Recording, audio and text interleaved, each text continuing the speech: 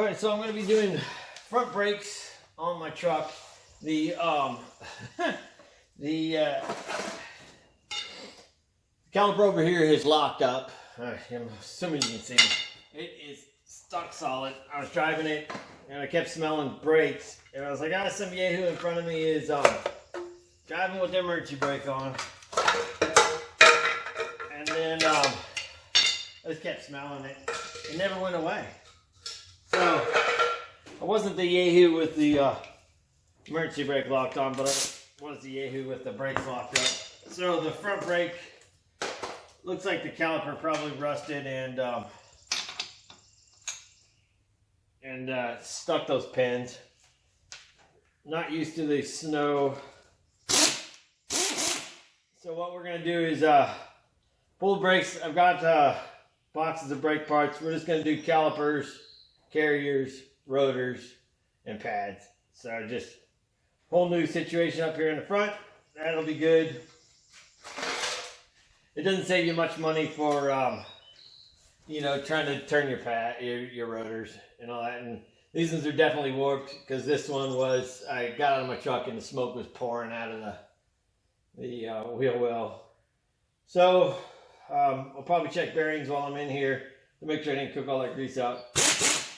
Let's go. Oh yeah, car's jacked up on jack stands. If you go back through some of my videos, there's one where my boss is throwing a hissy fit and he goes out and he throws the lid to the gate controller. His brother actually died under a vehicle. I'm not sure what he was doing. We didn't pry, but I know the car fell on top of him, and when they found him, he was dead. So, jack stands. Make sure it's stable. Don't like prop a bunch of 2x4s on your jack stands and think that that's going to be good.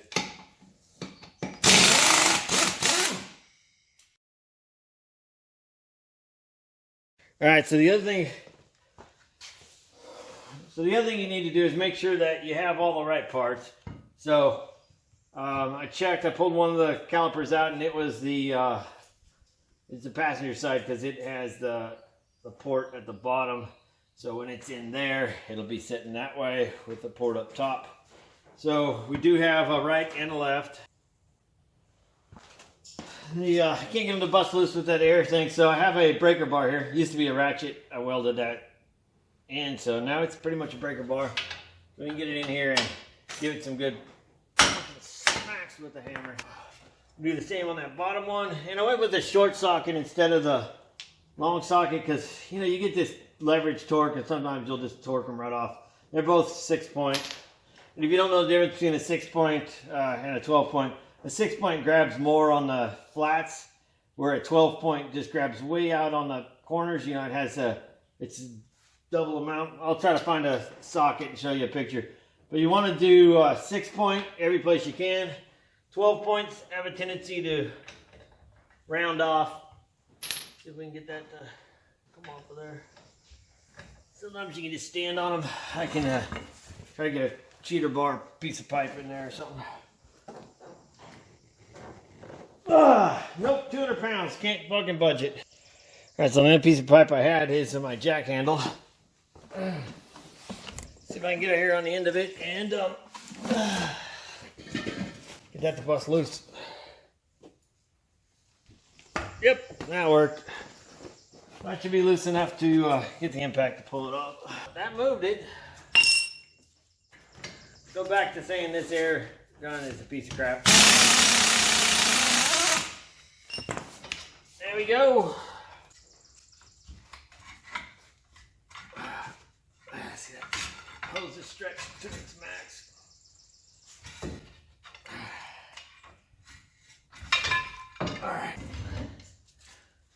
All right, so I have it tied in. I also have it sitting on top of that, top of the spring there. So it's just thin wire that's holding that thing up there. Yeah, we definitely have a hot spot there, or a rust spot where it sat for a while. So I'm going to clean the back of this off before I put it up there because you really can't get to the back. I've got a few cans of brake cleaners that have been opened.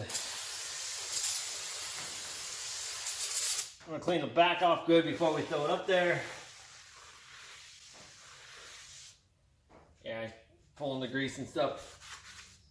Oils when they make them. They might clean them, they might not. We can clean the fronts when it's sitting up here. I guess the good news about this thing overheating was it heat cycled this the old rotor. I guess you should probably want to see that, huh? Oh, maybe you can see that. So what's nice thing is, like I started to say, the heat cycled that other rotor. So it got a lot of that stuff they did to loosen up. Some of them should have a really hard time getting the rotors off of the hubs. That's it. You can see how much crap comes off of that caliper.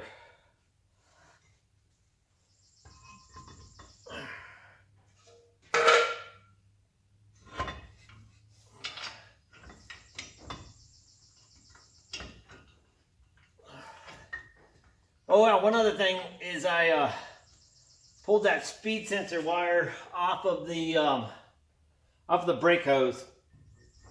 The way they're set up is they have some rubber clips on them. I know you really can't see this well, but yeah, pull that speed sensor cable off, so that way when you're moving around, it's not straining that.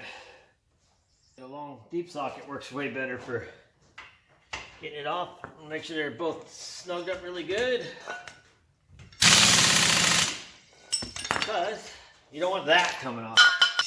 Just gonna pull that caliper off the carrier.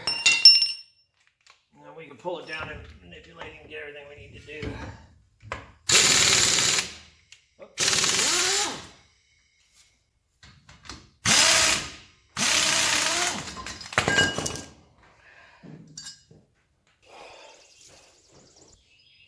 See if I can zoom you in so you can see how these clips go in here.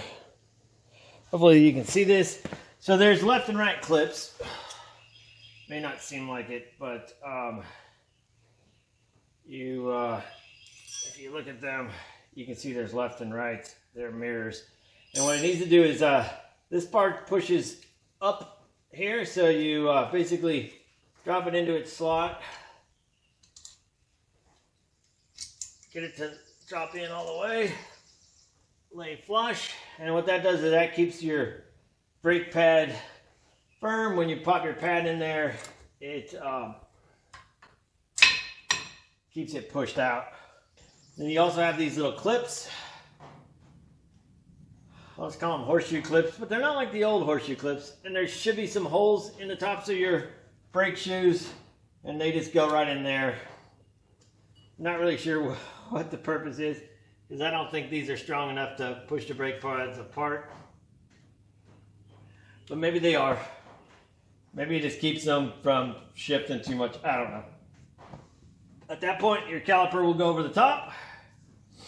And then your carrier bolts or your caliper bolts should have flats on them.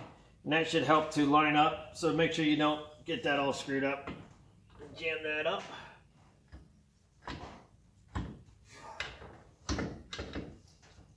And what those flats do is allow you to tighten up the caliper bolts without spinning that, I'm going to call it a caliper pin. It's just kind of where they float, that float pin there. So you can see here, I'll get my head out of the way. So you've got your caliper bolt and there's this pin that floats. So you can see if you move that, you can actually spin this around and you can't tighten that bolt. So you got to make sure that this little carrier pin lines up with its flats. It should drop in there. If it does not line up, there you go. You can see that. Now if you push this in while you're trying to do it, you're just going to spin that pin. So just kind of hold it there. Make sure you get that snug down before you put any big torque on it. If you have that over the top and you torque on it, it's just going to bend that thing, screw it up. So both of them look good. I can hit them with the impact.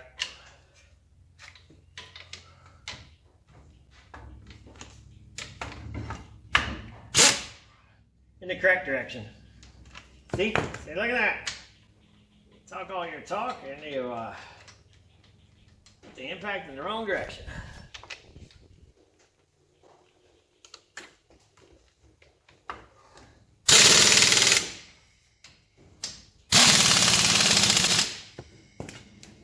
That side's done except for the brake hose. We're good there. That's that simple. It's not rocket science. It's hopefully you saw most of that. My head wasn't in the way. So you can see where that yellow plug is. I can't see my phone there, but there's a yellow plug here. We'll pull that. We'll pull the banjo bolt off of our old caliper. We'll make sure it's clean around that. We don't want any dirt getting in there. And we'll swap them as fast as we can so we introduce as little air as possible into the system. Then I'm going to do the same thing for the other side. And that's it. It should be, you know, if you're doing this where you're replacing everything, hour and a half at the max. If you're going to take your rotors in and have them turned, which you can do, it's not that expensive. I think a lot of places still do that. You get your rotors turned, that'll save you quite a bit of money. That'll save you, did you see that? That'll save you quite a bit of money on cost because you're not having to replace rotors, which are, I don't know, 70, 80 bucks a piece. So that'll save you some money, and that's a good way to go if you have the life. These ones were warped pretty good, and you can see it sat for a while. And you can see we've got some hot spots in there. It was definitely not a happy camper. So you can see that. That is a bad thing. So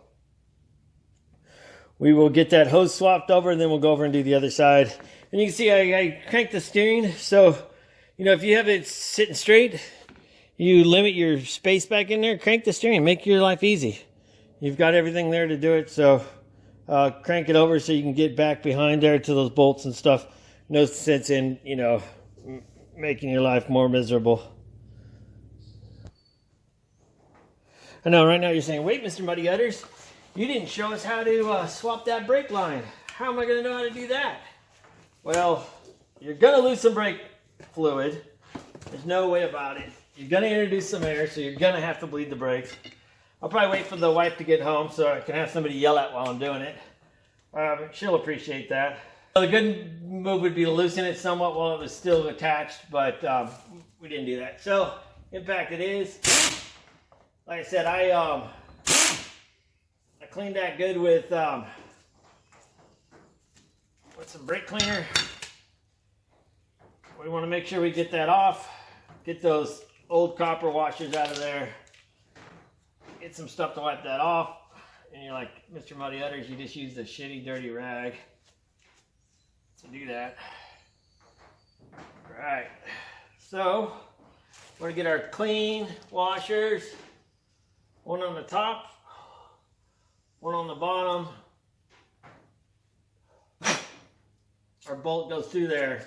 If you don't make sure you got two of them off the old one and you stack them, you're going to have leaks. Or you drip brake fluid all over your brand new brakes and brake system, because that's going to be stupid. And if you ever want to know if you have any cuts on your hands, just spray some brake cleaner on them. You will find your cuts rapidly. I was going to show you this really quick just to show, so just show you that the world isn't fair. So this side spins fine. One more thing is while you've got all this stuff here and you're sitting here, check your wheel bearings. Just make sure that they're good. And then check your ball joints while lifting up. And if you feel any clunking,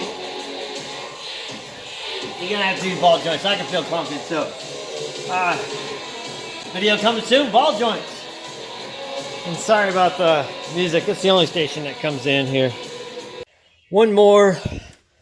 All right, I got one more quick tip for you. So if you're doing this and your rotor's just flopping around and it's falling out of place, just throw a lug nut on there real quick. Don't have to tighten it down, just finger tight, right? And that'll hold it up against the thing so it sets in there. You don't have to worry about it falling around and monkeying with you. So there, another quick tip for you.